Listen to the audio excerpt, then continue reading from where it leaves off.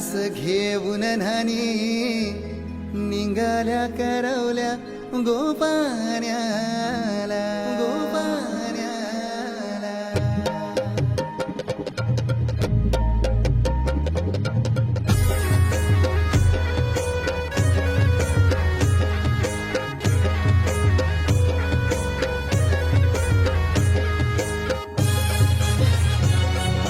DJ Umesh.